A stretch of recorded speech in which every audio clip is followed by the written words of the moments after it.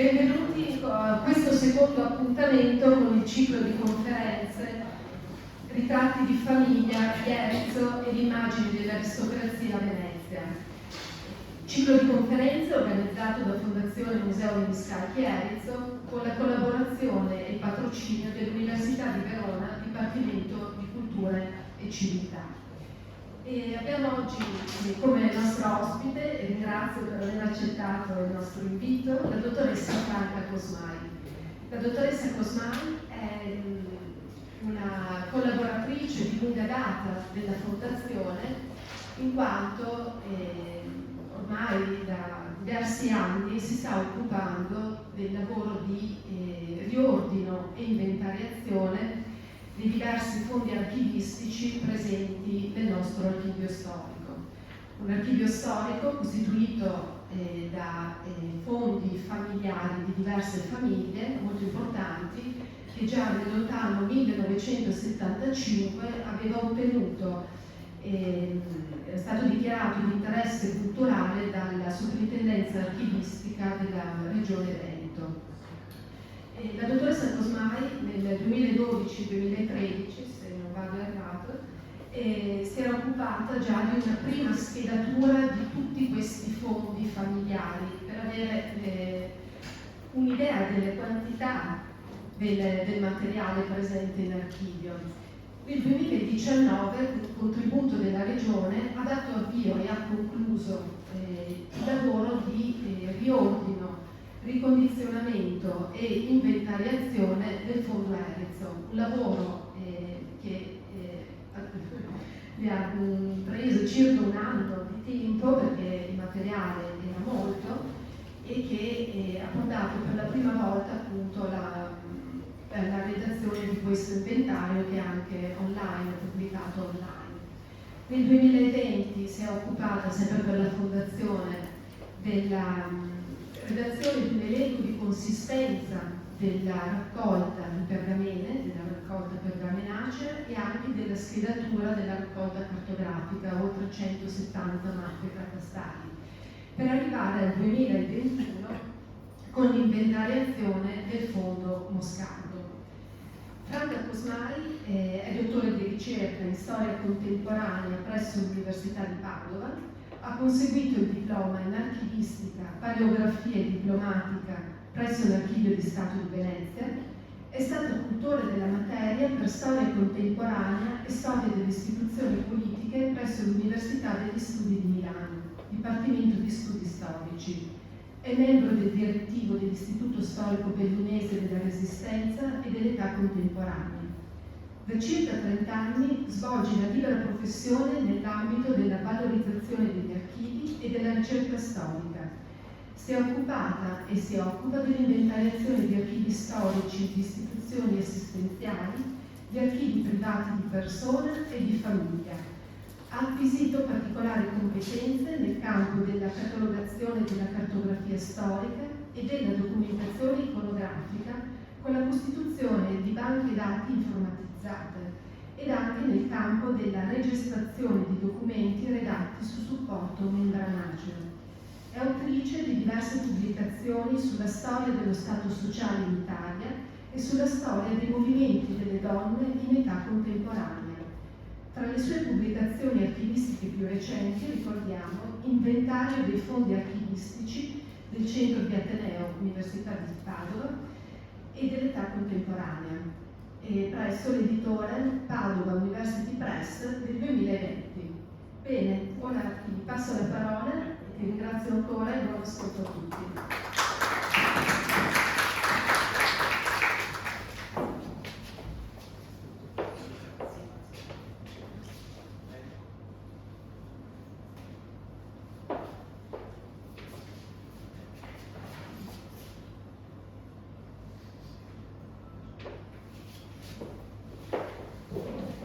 Grazie Giovanna e grazie a tutti, grazie alla Fondazione per avermi invitata a tenere questo incontro di questa sera, in questa sede che appunto, come vi ha detto Giovanna prima, mi ha visto occupata per molti anni nel lavoro di inventariazione dei fondi archivistici di alcuni dei fondi archivistici che sono conservati.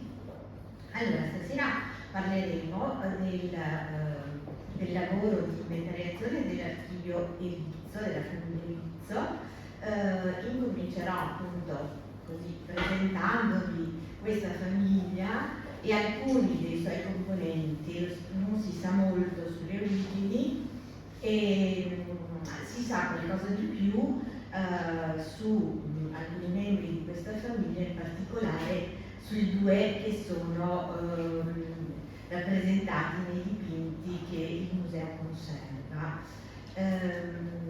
E poi vi dirò alcune cose sul contenuto di questo archivio, sui documenti più rilevanti o comunque insomma che possono suscitare anche curiosità e interesse, che sono conservati in questo fondo. Allora, per così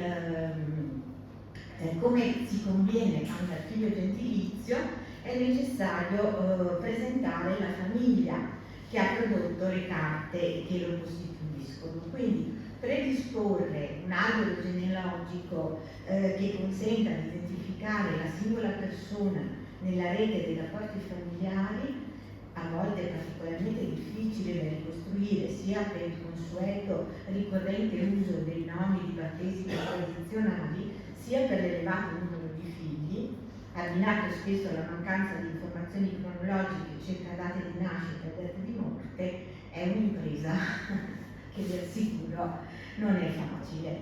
E soprattutto per la famiglia Elizzo, che come molte altre famiglie nobiliari dava lo stesso nome ai figli maschi.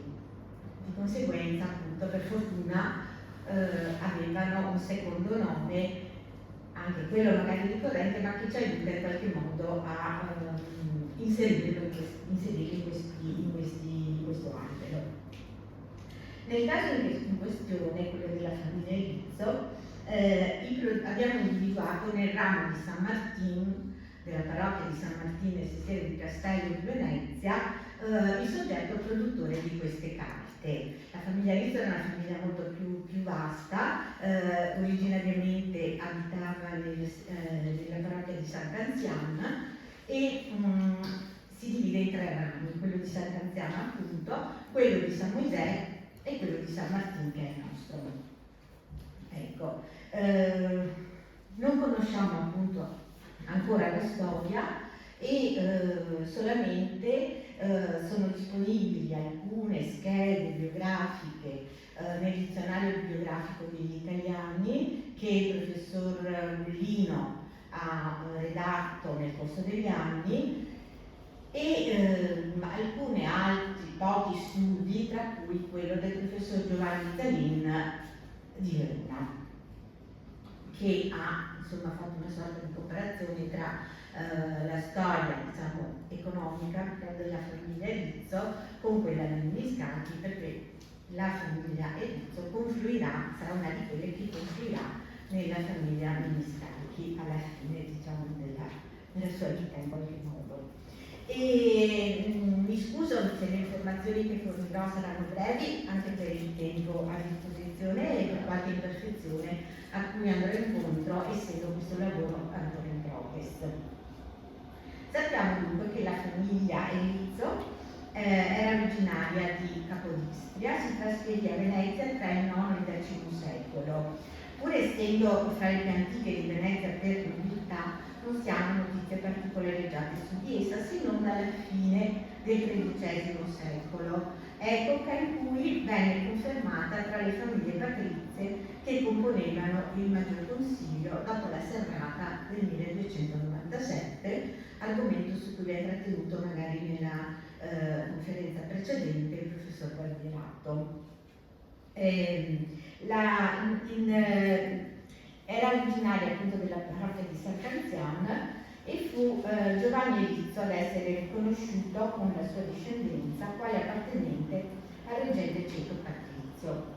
Nel 1315, per garantire della legittimità di iscrizione al Maggior Consiglio di quelli che ne avevano diritto, venne creato un libro d'oro, un registro dei nobili tenuto da una magistratura che si chiamava Guardia di Comune, in cui al compimento del 18° anno venivano registrati i nomi di coloro che potevano accedere al Maggior Consiglio.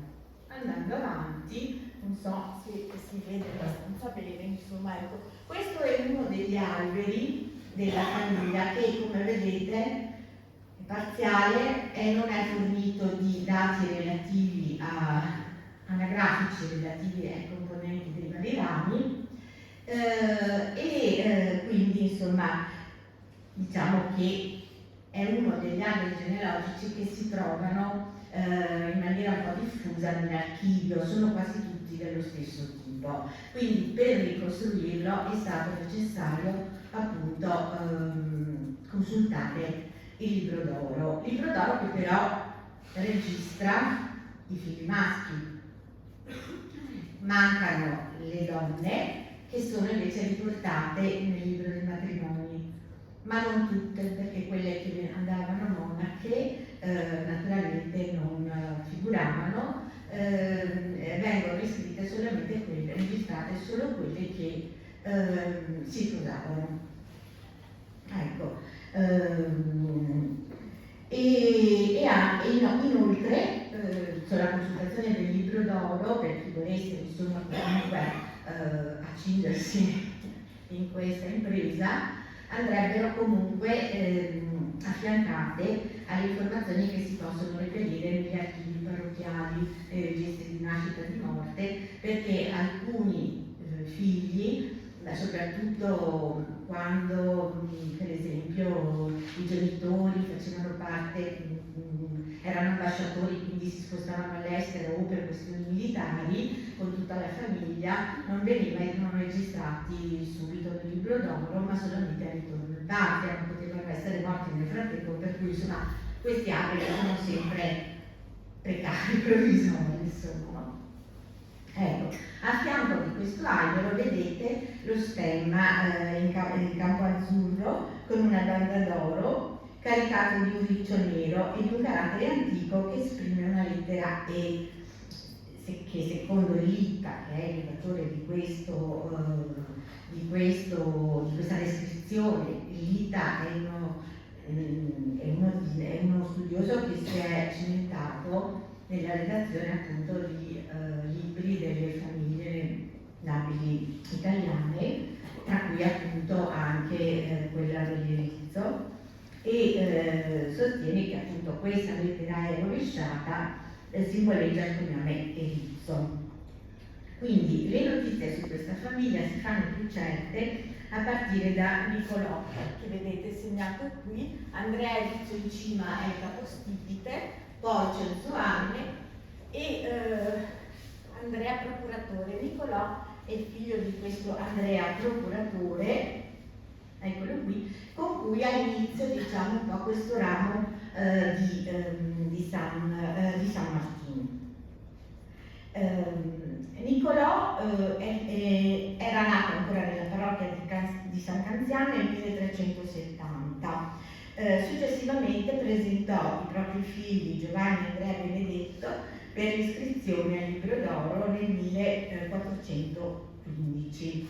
Esercitò inizialmente il commercio, come vi avevo già detto in precedenza, Barbierato. Una caratteristica appunto del patriziato veneziano è quella di essere appunto di avere un'origine nel commercio e nella mercatura, e quindi anche Niccolò conferma insomma questa storia insomma del patriziato veneziano. Niccolò venne eletto nel 1413 sindaco di Creta e di Negroponte. Rientrato a Venezia, rimase assente per un periodo dalla politica fino al 1424, quando fu eletto rettore di Canea nell'isola di Creta.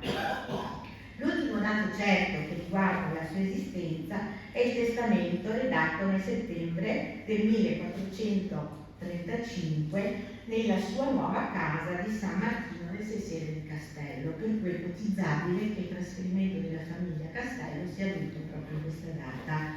Quello che vedete qui è la ricostruzione di un albero genealogico che inizia però appunto da Francesco, in cui mi sono cimentata, però non so se lo vedete bene anche da distante, non è stato facile perché come vedete i figli sono molti, i matrimoni sono pochi, ma i figli sono tanti e sì, non è stato possibile magari aggiungere anche i nomi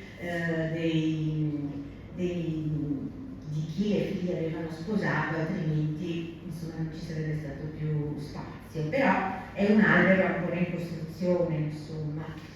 Invece nell'immagine successiva volevo farvi vedere ecco, il palazzo edilizio di Rio San Martino, attribuito a questo Mattia Carnelli dalla Elena Bassi, che ha scritto un libro sull'architettura veneziana tra 500 e 700. Questo Mattia Carnelli, come vedrete, sarà anche l'autore di un monumento funebre di uno dei componenti della famiglia Rizzo, il doge Francesco. Qui vedete una pianta dell'edificio che è conservata qui nell'archivio Erizzo e sì. Qua invece vedete la disposizione in pianta dei vari piani dell'edificio. Questo è il piano terra con l'ingresso e la porta d'acqua, questo è il mezzanino e questo è il piano nobile. Ecco, abbiamo detto che bisogna attendere il passaggio di alcune generazioni perché la discendenza di Niccolò possa novelare un doge tra i suoi componenti. Questo è Francesco, nato nel 1566, ha ricoperto diciamo, diverse cariche importanti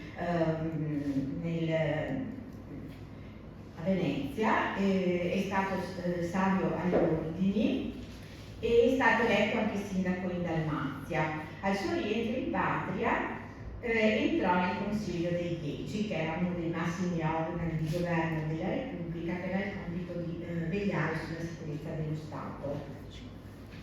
4 anni dopo essere entrato nel Consiglio dei Dieci nel 1666 fu nominato provveditore della fortezza di Palmanova. Mantenne anche la carica di luogotenente del Friuli, perché in quegli anni era importante difendere il confine friulano dagli Uscocchi.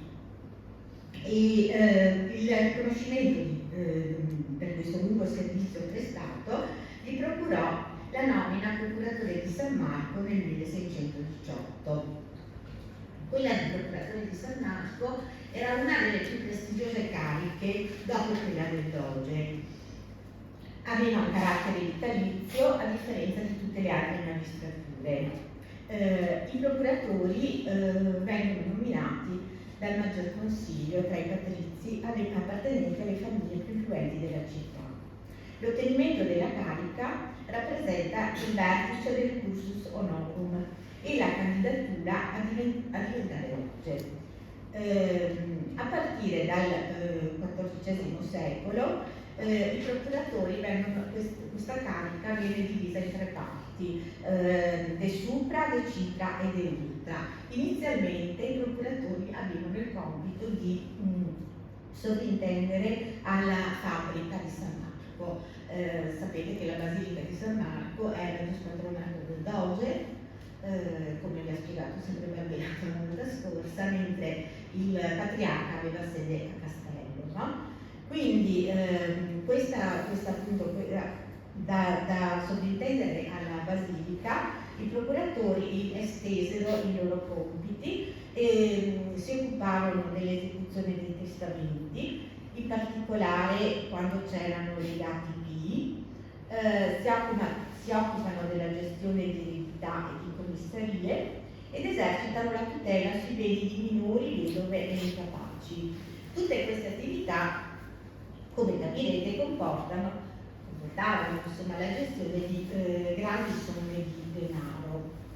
Avevano la veste paonazza con una stola così come vedete qui nell'immagine che vi ho proposto. Avevano uffici che si chiamavano ridotti ed erano nelle procuratie nuove, che sapete noi entrando in piazza San Marco, sulla destra sotto la torre dei Mori abbiamo le procuratie vecchie, di fronte alle procuratie nuove. Ben presto però questa sede, cambiarono sede e vennero trasferiti nel 1591 nella quella che è attualmente la biblioteca Marciana, cioè la libreria Sansoviniana. Le stanze dei procuratori erano riccamente adornate, di questo però rimane ben poco e sappiamo che le sale erano affollate di dipinti e ritratti di procuratori e di dogi eseguiti dai maggiori pittori del tempo. Tra il 1590 e il 1591 molte di queste tele furono sottoposte a interventi di restauro, in particolare da Jacopo Rolizzi detto Tintoretto. Allora, questo excursus sui procuratori adesso ci riporta invece al nostro Elizzo Francesco Doge, che qui vediamo in un ritratto eseguito da Bernardo Strozzi. Il Francesco venne nominato doge nel 1631 con una votazione plebiscitaria. Durante il suo dogato ebbe inizio la guerra di Candia e il Senato gli offrì il comando supremo delle operazioni. Aveva ormai 80 anni, ma la morte lo colse il 3 gennaio del 1646. È sepolto nella chiesa di San Martino e qui vedete il monumento funebre. Qui c'è la sua tomba, questa è la chiesa di San Martino e questo è il monumento funebre che è stato accolto non solo Francesco Elizzo ma anche altri membri della famiglia, dove sono stati accolti anche altri membri della famiglia. L'esecuzione di questo monumento si deve appunto a questo scultore trentino Mattia Carnelli, che si trasferì a Venezia, diventando poi allievo di Longhena. La discendenza della famiglia toccò in sorte al nipote Francesco, figlio del fratello Niccolò del Doge, che sposava nel 1563 Caterina da dalla quale ebbe 6 figli maschi e una femmina. Di lui si dice in un libro dal titolo La Copella Politica, che è una sorta di descrizione di 100 senatori della Repubblica di Venezia. Sono delle biografie fatte in un momento preciso, nel 1675 e diciamo tra le cose che si dicono di lui volevo ricordare che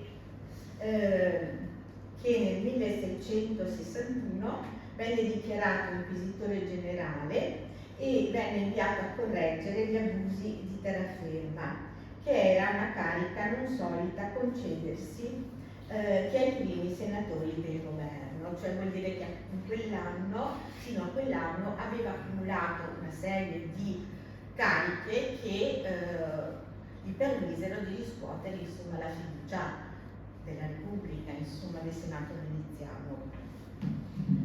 E fu lui a istituire nel 1676 un fideicommesso con il quale vincolava i beni della famiglia, nel senso che ne impediva, il fideicommesso è un istituto giuridico con cui veniva impedito, diciamo, al proprietario dei beni di alienarli, di venderli.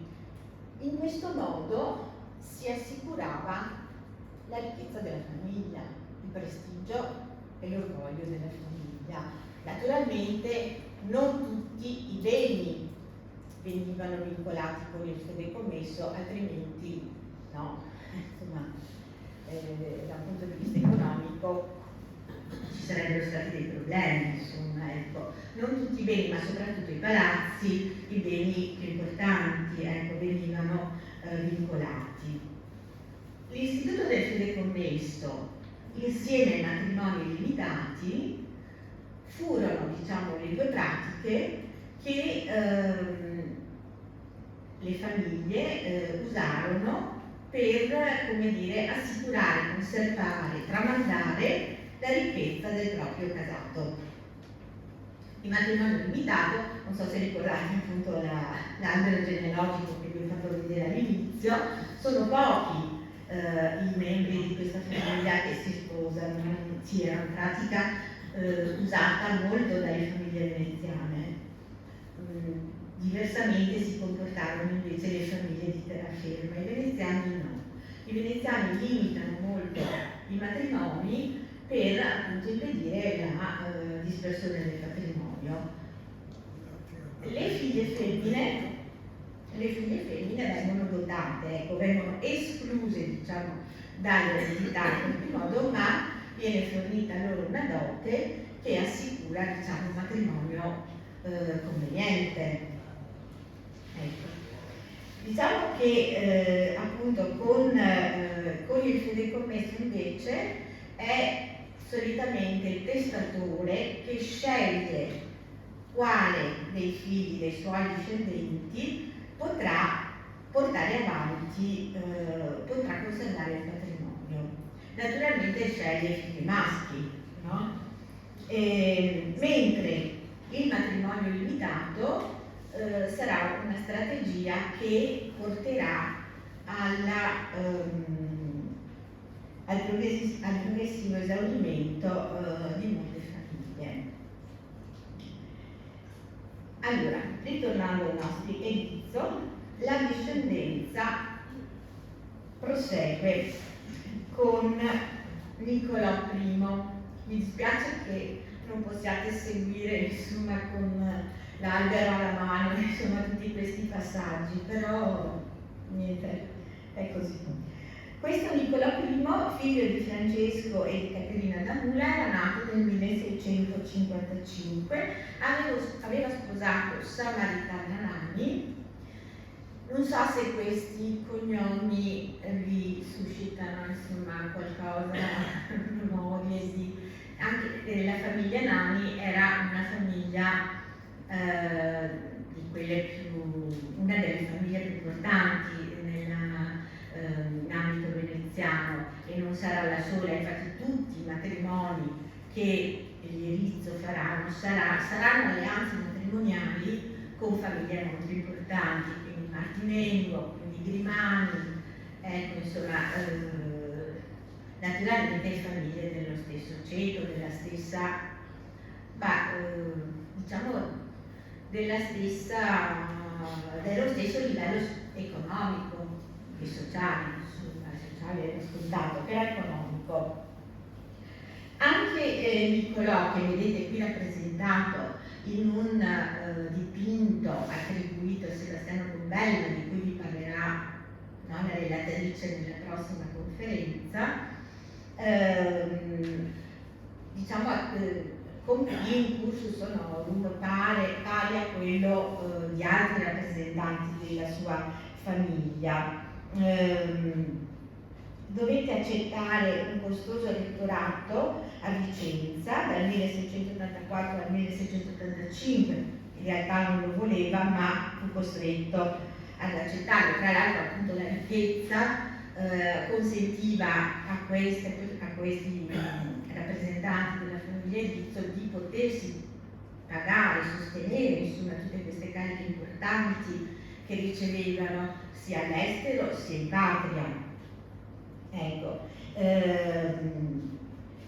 fu ambasciatore a Parigi nel 1691, una designazione di assoluto prestigio che però rifiutò un mese dopo. Per questo motivo fu relegato alla fortezza di Palmanova, ma nel 1693 gli viene nuovamente offerta la sede di Versailles. Nel corso della legazione, che durò 5 anni, fu nominato cavaliere da Luigi XIV.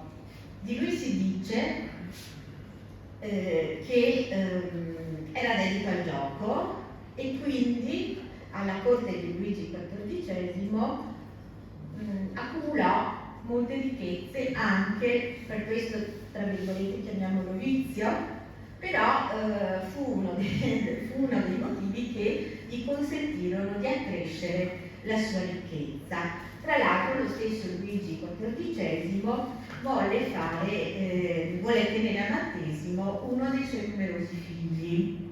Quelli che vedete qui rappresentati sono tutti di nome Niccolò, i figli maschi si chiamano tutti Niccolò. Quelli che vedete rappresentati sono 5 dei suoi numerosi figli. Nell'albero che vi ho fatto vedere all'inizio sembra che le figlie siano molte di più di quelle che comunemente si dice, però anche queste sono tutte informazioni che hanno bisogno di trovare certezza con ulteriori ricerche, soprattutto nelle fonti di cui vi ho parlato prima. Toccò in sorte al terzogenito di Niccolò, che vedete qui indicato dalla freccia, perché il primogenito, che è il primo alla vostra destra, era morto prematuramente. Quindi toccò al terzogenito portare avanti la discendenza, il compito di assicurare la discendenza.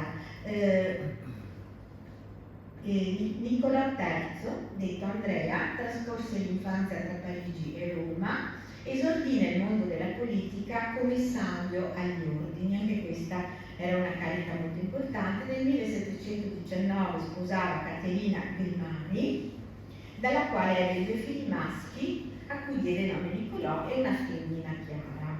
Nel 1726 divenne ambasciatore prima a Madrid e poi a Venezia e a Costantinopoli e di nuovo a Vienna, dove morì nel 1746.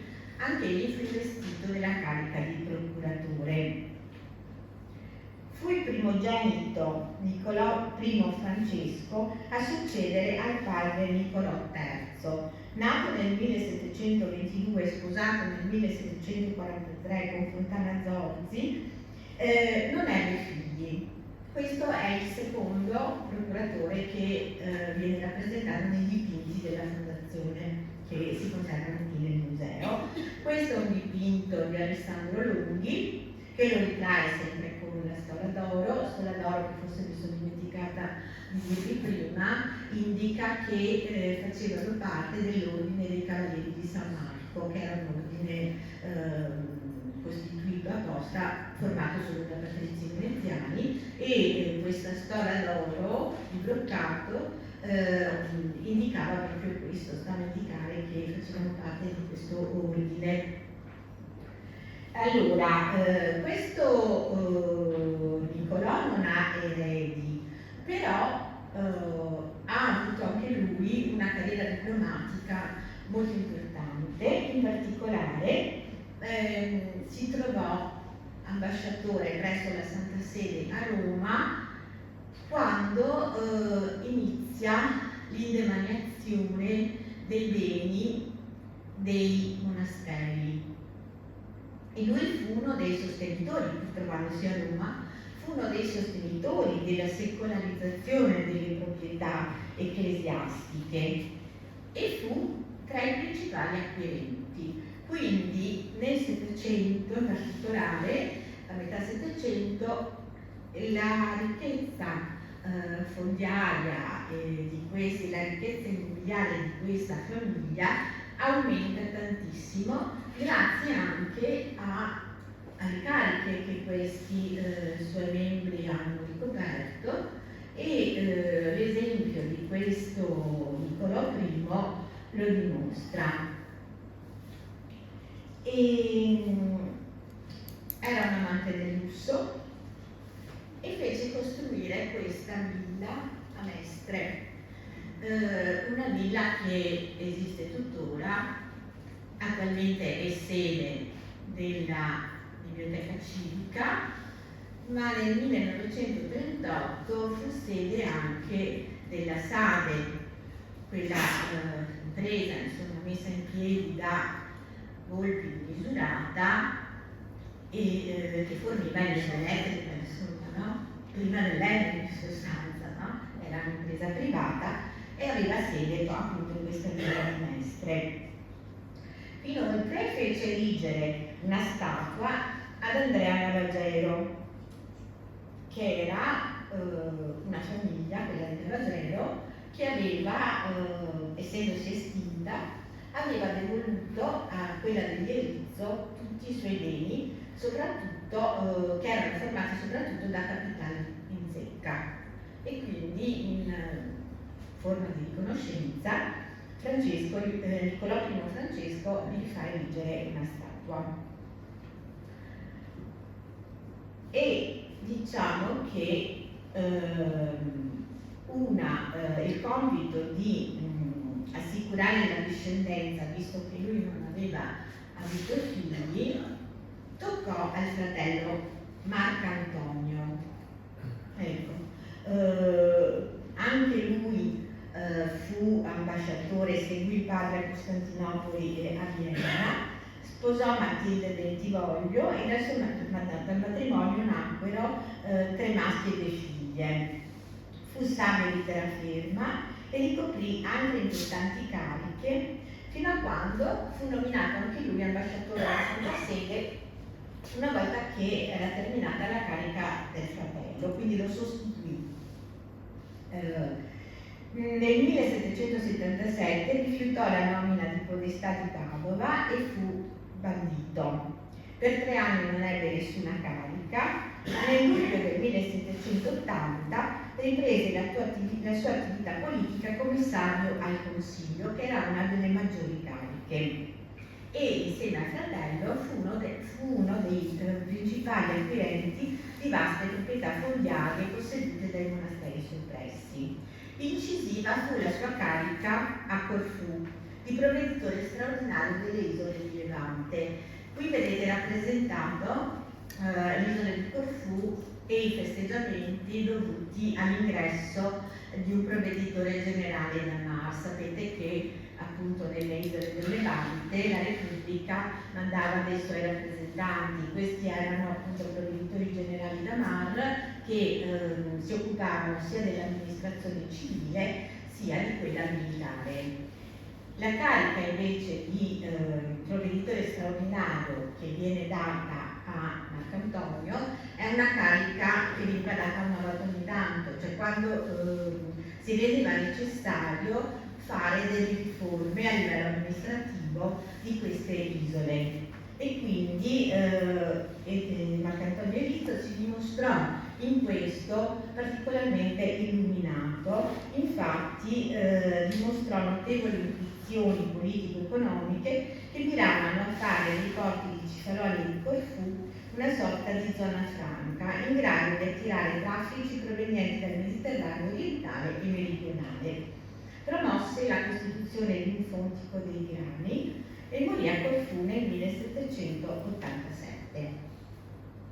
E diciamo che con questa figura si chiude un po' il Settecento, la storia degli Erizzo del Settecento. Saranno i discendenti di Marcantonio, Niccolò I Andrea e Niccolò II Guido, a proseguire la discendenza e ad arrivare all'Ottocento, insomma, e saranno loro e i loro discendenti meglio che confluiranno nella famiglia Miniscalchi. Quindi con loro si conclude la discendenza maschile e resteranno solamente delle donne che appunto poi sposeranno membri di altre famiglie.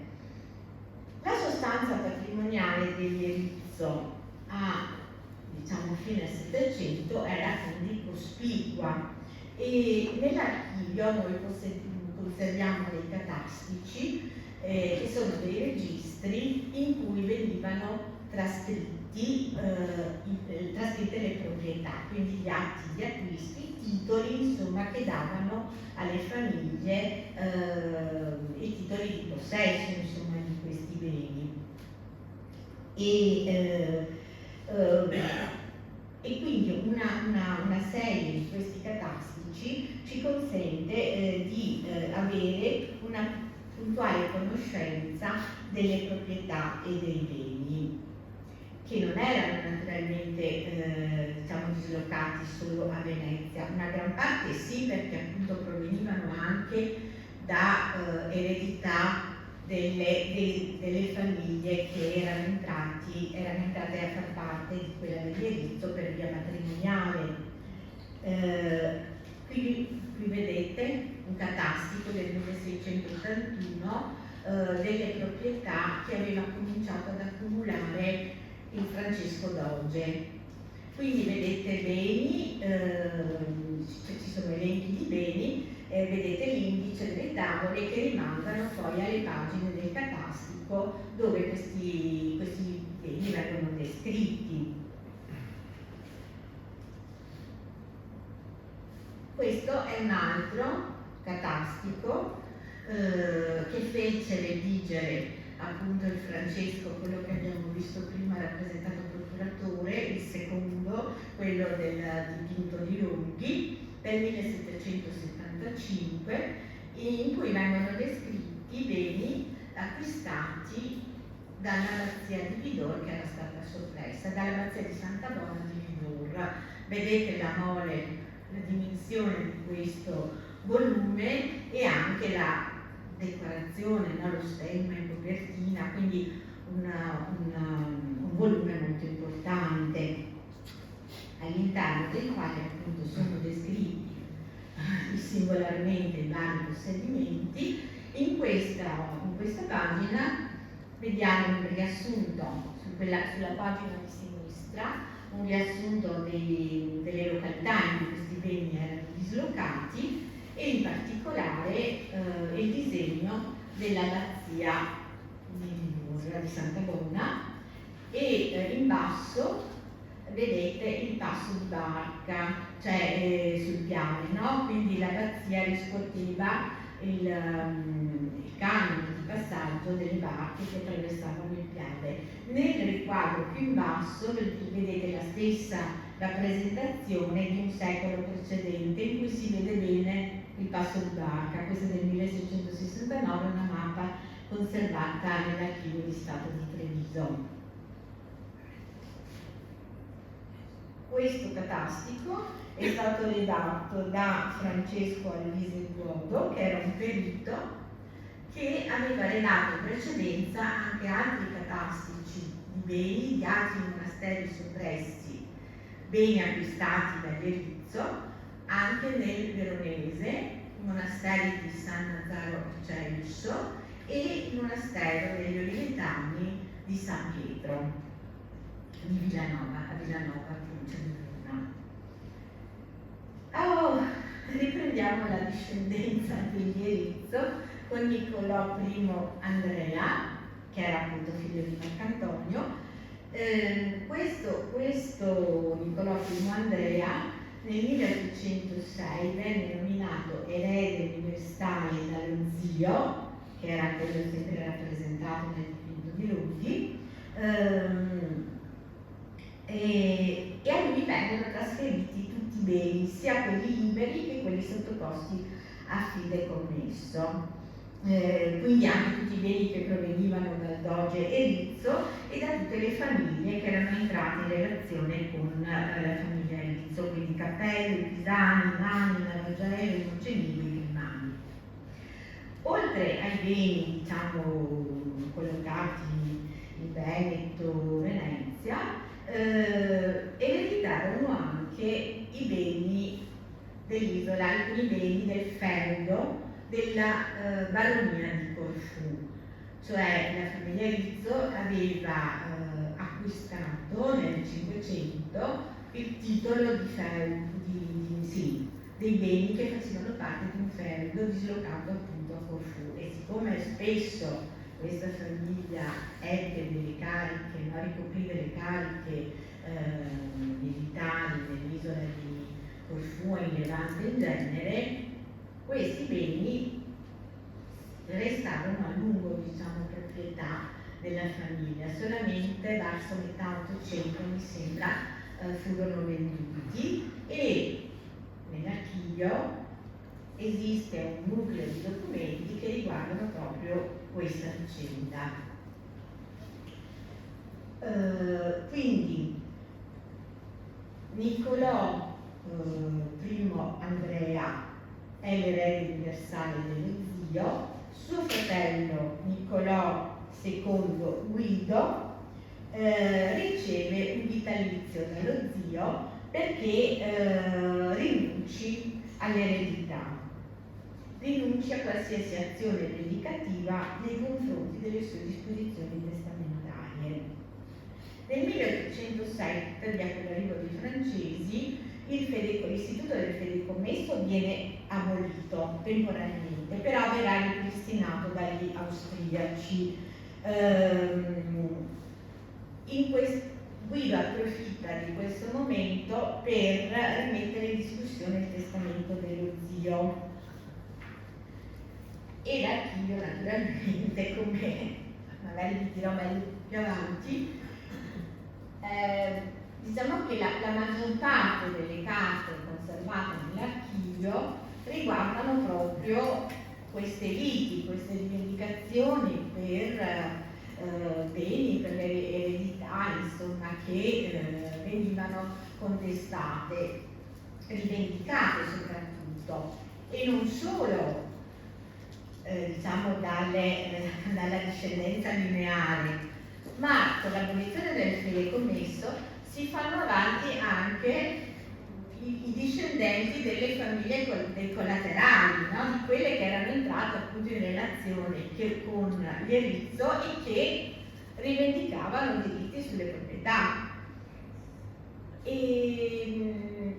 Però diciamo che gli Erizzo riuscirono a mantenere intatto il loro patrimonio, non avendo anche debiti, riuscirono appunto a mantenerlo intatto, insomma, anche in periodo austriaco, quando appunto l'istituto del fideikommesso venne temporaneamente ripristinato. Allora, diciamo nell'Ottocento, fine Settecento,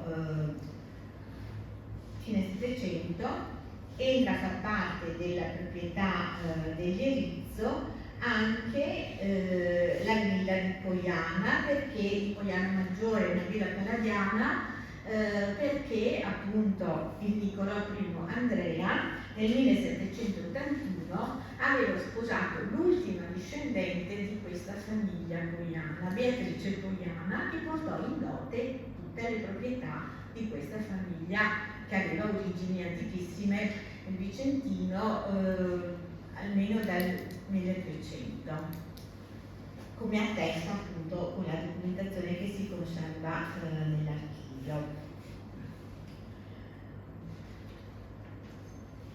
Allora, la figlia, una delle figlie, diciamo, di Niccolò I Andrea, una delle tre figlie, è Marianna Erizzo.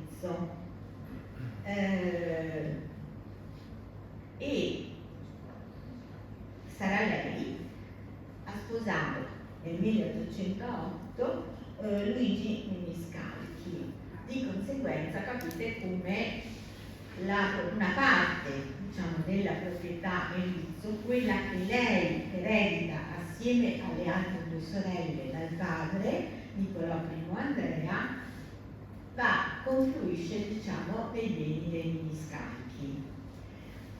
Oltre alle tre sorelle, Niccolò I Andrea ebbe anche un figlio che poi però morì già nel 1813, quindi rimase, sì, l'eredità passò alle tre figlie femmine, una di queste appunto Marianna, e quindi attraverso Marianna arrivano i beni nella famiglia Miniscalchi.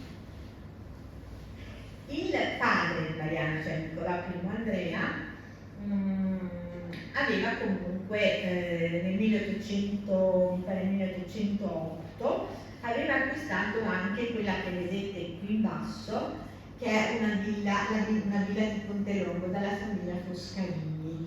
Nicola I Andrea era anche un musicofilo, era un estimatore di Haydn, aveva fatto dei soggiorni in Austria, a Vienna, e fu tra coloro che importarono a Venezia, appunto, che diffusero insomma un po' a Venezia le composizioni di Haydn, e in questa villa, oltre che a Venezia, fece tenere dei concerti che sono famosi. Infatti se guardate nei siti delle biblioteche, negli album delle biblioteche, potete trovare appunto dei componimenti, soprattutto quelli fatti in occasione di nozze, che testimoniano appunto questa sua passione, unita a quella dei cavalli. Infatti lui fece fare dei lavori in questa villa e fece ristrutturare delle scuderie dove ospitò appunto molti cavalli, di cui lui aveva una passione insomma per questi animali. Allora, Andrea nel 1818, intermezzo della dominazione francese, diciamo che sia Andrea che suo fratello Guido non si opposero insomma ai francesi. Per questo motivo dovettero fuggire e riparare in Austria. Ritornarono con la seconda dominazione e nel 1818 Andrea acquista il titolo di principe,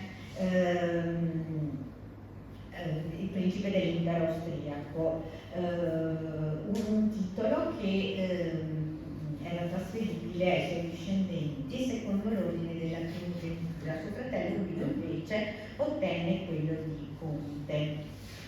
Andrea muore nel 1819 e qui si riaccendono le cause dell'eredità. Questa volta a essere chiamate in giudizio sono le figlie, vengono chiamate in giudizio dallo zio Guido, che era ancora in vita, no? Le questioni si trascinarono fino al 1828, quando si conclusero con un accordo. Nel 1834 moriva la contessa Marianna Erizzo, lasciando in eredità al figlio Francesco la sua sostanza. Francesco Miniscalchi amministrò i beni provenienti dall'eredità materna per il tramite dell'Agenzia Generale di Venezia e moriva nel 1867, quando suo padre Luigi era ancora in vita. Con decreto reale del 9 luglio 1896, Marcantonio Miniscalchi, figlio di Francesco, venne autorizzato ad aggiungere nel proprio cognome quello di Erizzo e ad utilizzare per sé e i suoi discendenti il titolo di principe. La possessione di Poiana, rimasta nella facoltà della famiglia Miniscalchi, verrà alienata nel 1919. E fin qui si chiude insomma questo lungo e faticoso excursus della famiglia Erizzo. Questo insomma un po' per spiegare che cosa contiene l'archivio, insomma, in realtà, no? Tutte queste storie, eccetera, le cariche assunte, le vicende, insomma, di questi componenti della famiglia servono in qualche modo a capire che cosa, e per quali motivi, insomma, l'archivio conserva una certa tipologia di documenti.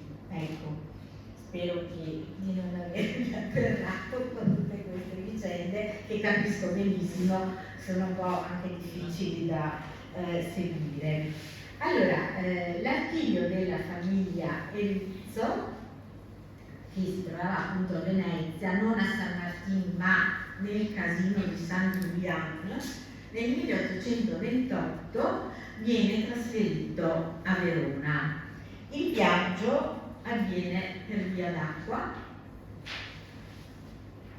e l'imbarcazione attraverso l'Adige giunge all'Adige attraverso Malamocco, Pelestrina e Brondolo, e da qui arrivò al Ponte delle Navi a Verona, dove il conte Luigi Uniscalchi ne accusò ricevuta. Da questo elenco, non so se lo vedete bene, è un elenco insomma di tutto il materiale che era stato caricato nelle barche e dei documenti trasferiti a Verona. Come vi aveva già detto la dottoressa Residori prima, l'archivio della famiglia Uniscalchi raccoglie non solo l'archivio della famiglia Rizzo e della famiglia Poiana, ma anche di altre famiglie, come per esempio Moscardo, che vedete qui rappresentate nello stemma, e appunto dei Poiana. In realtà questo sembra essere addirittura lo stemma dei Paltronieri, lo so che è una famiglia comunque vicentina che aveva poi, di cui poi i Poiana hanno assunto lo stemma. Venne diciamo, collocato inizialmente in quella che attualmente si chiama Sala delle Icone, che è questa, nel cui soffitto diciamo, sono scolpiti gli stemmi delle diverse famiglie di cui vi ho parlato prima. Questo archivio ha ottenuto il riconoscimento di rilevante interesse storico dalla soprintendenza nel 1975, a cui poi si è unito successivamente la dichiarazione di interesse locale da parte della Regione Veneto con la legge 50 del 1984, legge che adesso è stata sostituita dalla legge del 16 maggio 2019, legge per la cultura, e appunto dal 2014 sono iniziati questi interventi di inventariazione e di ordinamento. Qui vedete come erano collocati, come erano conservati diciamo, gli archivi prima dell'intervento. Erano i fascicoli soprattutto contenuti dentro queste buste di cartone abbastanza rigide, dove sul dorso delle quali veniva applicata questa etichetta, in cui venivano indicati il contenuto, un numero progressivo di busta e il nome del soggetto produttore. Diciamo che questa modalità di conservazione, questi titoli sono stati mantenuti, abbiamo sostituito i contenitori con degli altri più attuali e diciamo forniti anche di carta antiacida che consentono una migliore conservazione delle carte e anche diciamo si inseriscono meglio all'interno di questi armadi, perché i precedenti una volta diciamo estratti e poi rimessi all'interno erano molto difficili da incastrare, insomma non ci stavano più in sostanza, erano difficili da contenere e quindi sono stati sostituiti. L'archivio conserva ben 1139 unità archivistiche condizionate in 124 buste e i documenti ricoprono un periodo che va dal 1308 al 1876. All'inizio del lavoro sono stati individuati questi 5 tronconi in cui si divide l'archivio, perché la documentazione si trovasse organizzata in questo modo, non siamo riusciti a capirlo, nel senso non ci sono dichiarazioni, non ci sono elenchi, non ci sono materiali che spieghino il perché di questa sistemazione diciamo, delle carte. Un'ipotesi che si potrebbe fare è quella che questa sistemazione è stata fatta dopo che gli altri eredi, cioè le sorelle di Marianna e i loro discendenti, probabilmente hanno prelevato del materiale nell'archivio, perché probabilmente era materiale che riguardava i beni che avevano ereditato loro. per cui questo fondo è rimasto diviso in questo modo. Che cosa conserva? E come avete ben capito, no?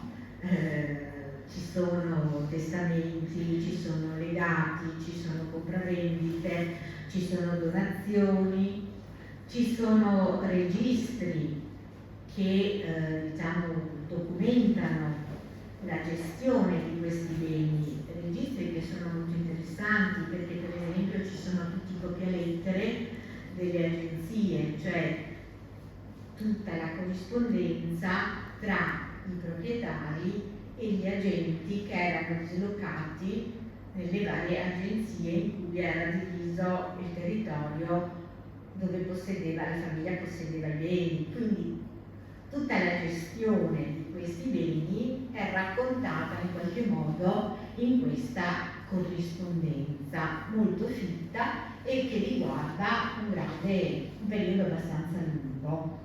Dopodiché abbiamo ancora doti, inventari, contratti di matrimonio, disposizioni di ultime volontà, testamenti con fideicommessi. Tutti quelli di cui vi ho raccontato prima li trovate in archivio. Come schedatura per la redazione dell'inventario sono stati ricavati i dati che qui vi elenco, cioè il titolo dell'unità archivistica. L'unità archivistica a volte è un registro, a volte è un fascicolo composto di varie carte. Queste unità archivistiche sono state numerate progressivamente con un numero unico all'interno di tutti i 5 tronconi che costituiscono l'archivio per evitare sovrapposizioni, gli estremi cronologici, cioè la data iniziale e la data finale del documento, la definizione della tipologia, cioè se si trattava di un registro di un fascicolo, se il supporto era cartaceo o membranaceo, lo stato di conservazione e un po' di descrizione del contenuto. Poi abbiamo previsto anche un campo note nei quali appunto viene descritto tutto ciò che non si poteva descrivere negli altri campi. I fascicoli sono stati numerati progressivamente all'interno del fondo. Gli estremi cronologici, nel caso non fossero rilevanti, cioè perché i documenti non presentavano date, sono stati indicati e è stato indicato il secolo, quindi sono stati attribuiti questi estremi cronologici e alla fine è stata costruita una struttura logica all'interno del quale questi documenti sono stati inseriti, una struttura logica che si articola in serie e sottoserie ricavate appunto in base alla tipologia dei documenti che le costituiscono all'argomento. Qui vedete una parte, perché ovviamente essendo molto lungo l'elenco, di questa articolazione in serie e sottoserie con i titoli e con gli estremi cronologici dei documenti che sono delle unità archivistiche che le costituiscono. E vedete che molto spesso si tratta di processi in sostanza, di liti e contenziosi. Ogni serie è corredata da un cappello introduttivo che descrive il contenuto di questi documenti. L'inventario è informatizzato e è stato utilizzato il software Alchimista 3.1 che viene distribuito dalla Direzione Generale degli Archivi di Roma, del Ministero. L'inventario è consultabile nel sito della Fondazione Miniscalchi e Rizzo, gli inventari, perché non ci sono solo quelli degli Rizzo, mentre la raccolta cartografica e la raccolta membranacea sono consultabili in questo sito che è quello del Sistema Informatico Archivistico della Regione Veneto, cioè SIAR. Ecco, ci sono dei link, trovate dei link che vi portano direttamente, cioè dopo nel SIAR, mentre qua avete subito accesso all'inventario, nel SIAR dovete cercare il fondo degli scacchi e Rizzo e da lì entrare nelle varie raccolte. Io avrei terminato, spero di non avervi distrutta.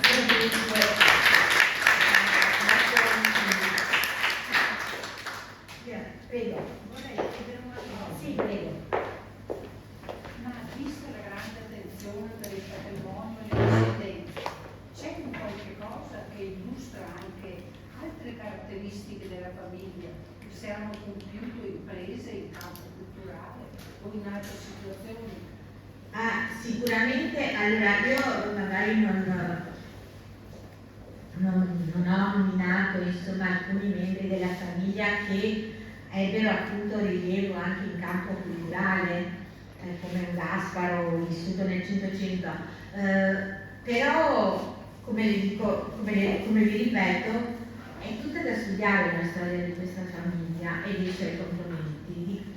Adesso sappiamo ben poco, se non queste appunto cariche diciamo così inarrasciate o cariche militari eccetera, ma in realtà di molti di questi personaggi non si conosce nulla, poco insomma, più che nulla, ecco.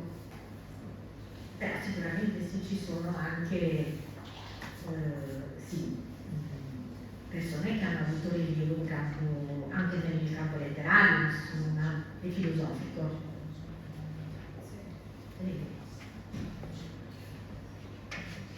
Qualche curiosità?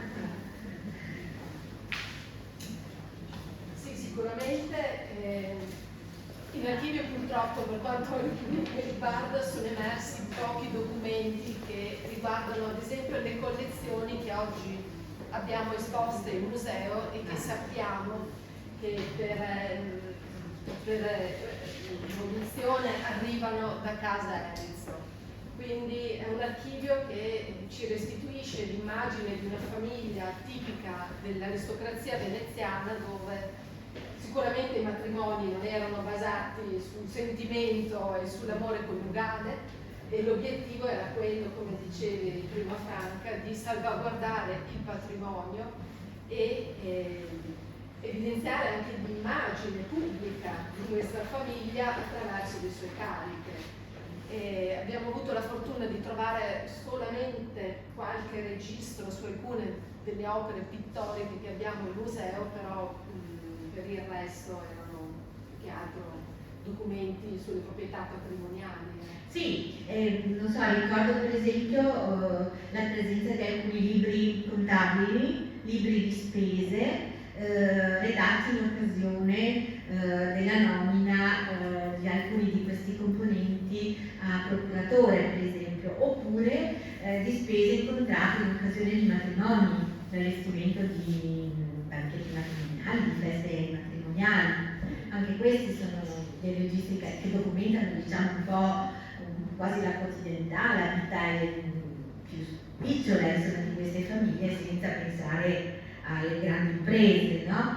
E sì, i libri contabili sono in genere molto trascurati, no? A volte dagli studiosi, però io credo che invece siano molto importanti. Non sono facili da consultare perché a volte no, ci sono le registrazioni di cassa in dare e avere, quindi sono un po' diciamo così ostici, però sapendoli leggere e sapendoli interpretare forniscono molte interessanti notizie che altre fonti non danno, per esempio, no? Ripeto, anche i copialettere, che vi invito, insomma, se c'è qualcuno di voi che è interessato, incuriosito allo studio di questa famiglia, i copialettere sono molto interessanti perché oltre a dare anche diciamo, notizie sulla gestione della proprietà, possono comunque fornire informazioni anche sulle relazioni, no? Tra il proprietario e i suoi agenti e chi coltivava la terra, insomma, no? Chi lavorava per queste persone, insomma, e anche le relazioni tra i membri della famiglia. Ecco, quindi sono, diciamo, offrono insomma la possibilità di entrare un po' anche nell'intimo di queste famiglie. Senta una cosa, ma le donne che portavano questi cospicui patrimoni ne mantenevano il confluiva nella famiglia e non entravano, e loro non c'entravano più. No, la dote restava a loro disposizione Quindi ne potevano disporre anche nel testamento. Per esempio, a volte no, succede che le madri testano in favore delle figlie e possono conferire a loro proprio la loro dote quando questa non ritornava alla famiglia di origine in caso di assenza di lei, per esempio.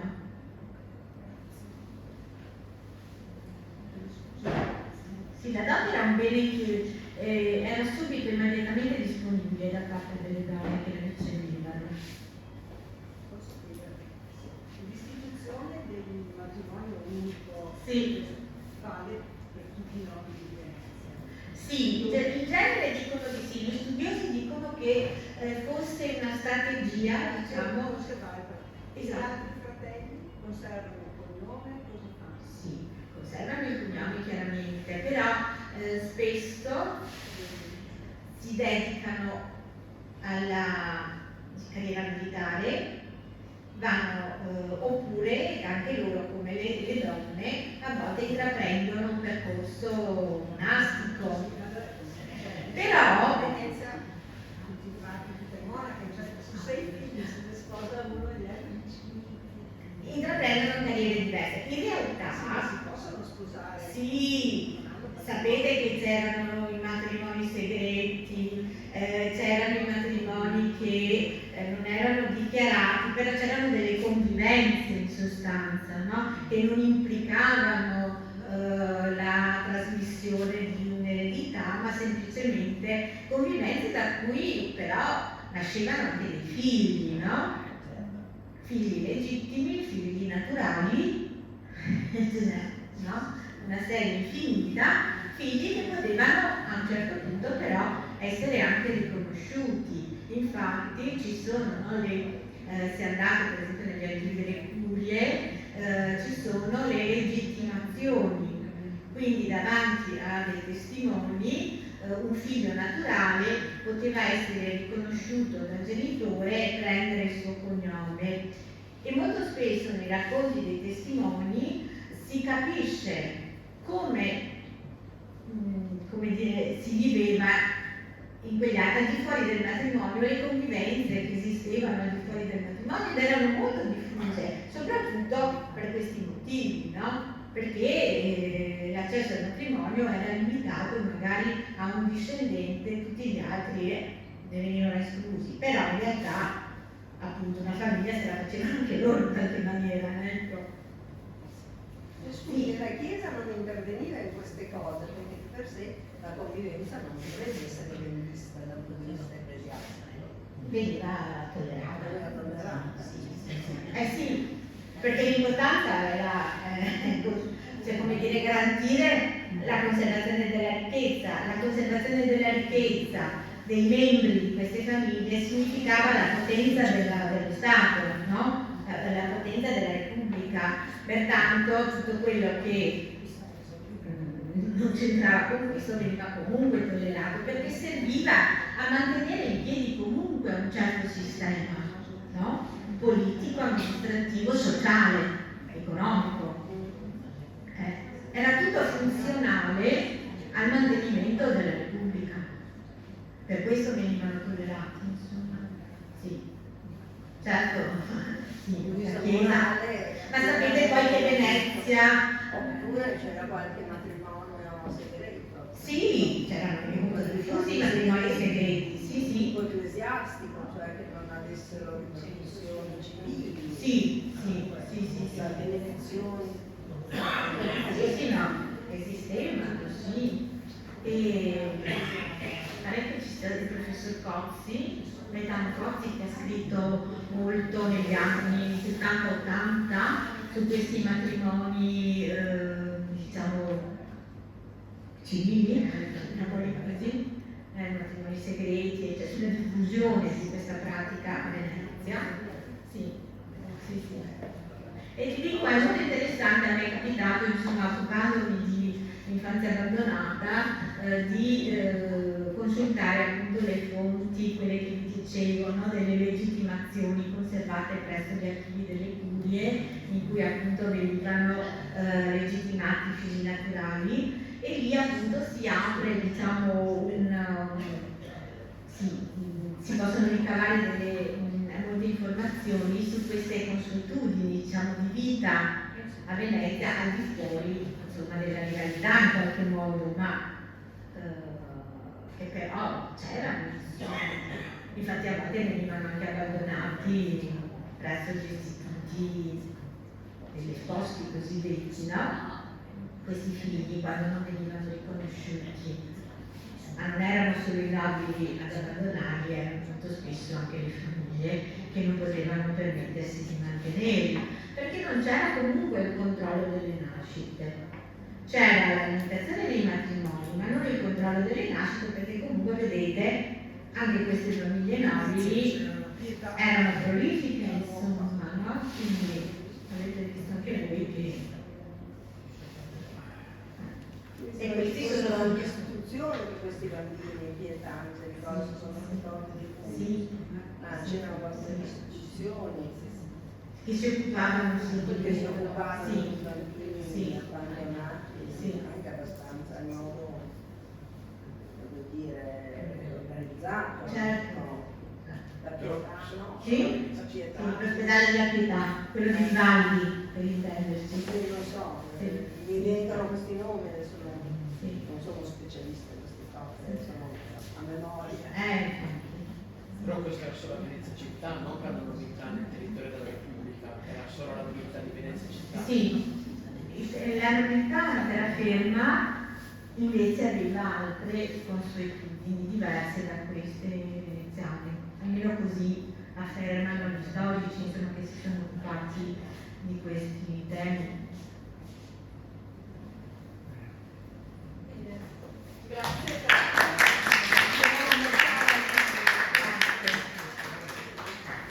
Un'incisione tratta dai nostri disegni.